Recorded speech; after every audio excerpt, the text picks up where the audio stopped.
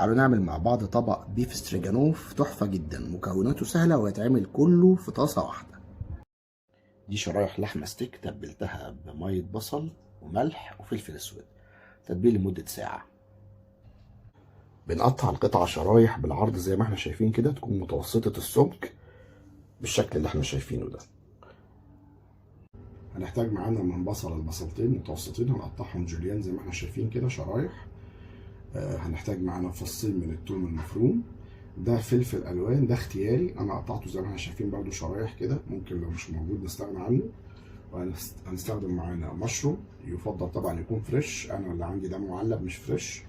وهنستخدم كريمه طهي برده، دي اختياري، انا بقول لكم على المقادير الاساسيه، وبعد كده اللي مش موجود وينفع نستغنى عنه هقول لكم نستغنى عنه. هنحتاج معلقتين كبار من المستردة، معلقه كبيره من الزبده. هننزل بقى حبه حبه كده، ما ننزلش بيهم كلهم مره واحده عشان ما يجيبوش ميه.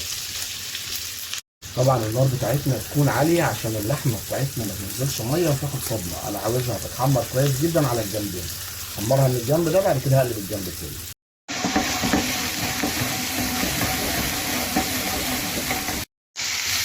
هنبتدي بقى نقلب اللحمه كده عشان تاخد اللون الحلو ده من تحت. نقلبها لما تبتدي تعرق معانا، شايفين اللون الاحمر ده؟ اول ما اللحمه تجاوب معانا زي بالشكل اللي انتوا شايفينه ده، نقلبها على طول على الناحيه الثانيه. الجزء اللي طلعناه بقى نحطه في طبق او نحطه في حله، اهم حاجه ان احنا نغطيه عشان اللحمه تعرق وتفضل طريه معايا.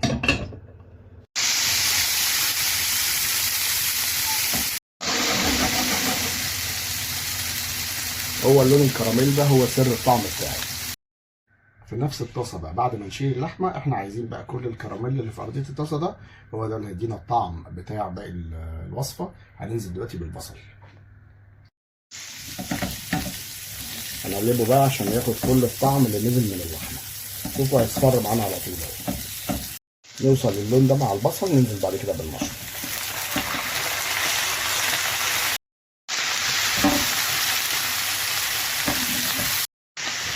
رشه حلوه بقى كده من الفلفل الاسود.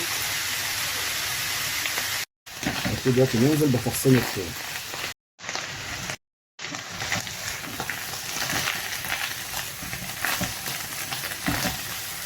قلب بقى لغايه لما الثوم ريحته تطلع معانا.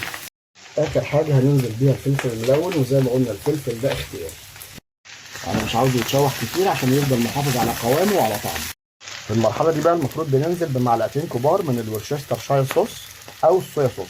الحقيقه يعني انا ما بفضلش طعمه، بس انا بقول لكم على الوصفه الاصليه. انا الحقيقه لا هنزل لا بده ولا بده، انا هنزل بمعلقه كبيره من الدقيق.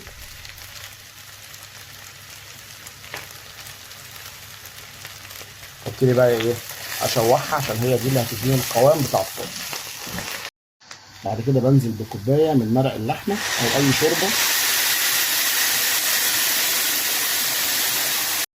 ادوب الدقيق بتاعنا كويس طبعا بعد ما حمرناه.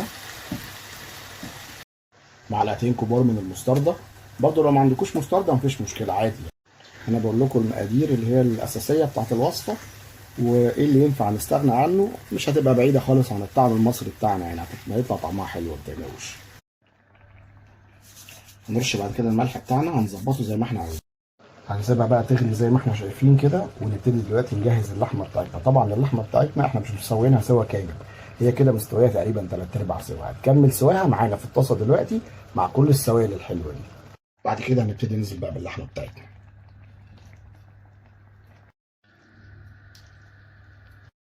قلبناها كويس وسط المكونات، هنسيبها بقى تتشرب، والنار بتاعتنا دلوقتي تبقى هاديه عشان اللحمه بتاعتنا تتشرب كويس وتستوي كويس. هنسيبها في حدود ربع ساعه.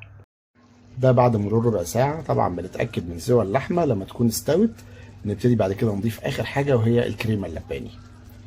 الكريمة اللباني أساسية في الوصفة الرئيسية، ولكن لو مش موجودة عندنا برضو ممكن نستغنى عنها، مفيش مشكلة. ممكن نضيف كوباية من الحليب أو اللبن، وممكن ما نضيفش حاجة خالص عادي براحتنا يعني. قلبت كريمة الطهي كويس، وزي ما قلنا لو مش متاح ممكن نضيف كوباية من الحليب. وعلى فكرة هي المفروض دلوقتي بنضيف معاها ساور كريم او كوباية زبادي، يعني بناخد جزء من الصوص ده بنخفف بيه كوباية الزبادي او الساور كريم، نقلبها كويس عشان ما تخرزش معانا بره. بعد كده بنرجع نضيفها هنا. هو عشان طعمه بيعتمد على الحموضه، بيبقى فيه سنه من الحموضه، ده الطعم الاصلي بتاعه يعني. لكن انا مش هضيف زبادي، انا هكتفي بس بالكريمه وخلاص فيها.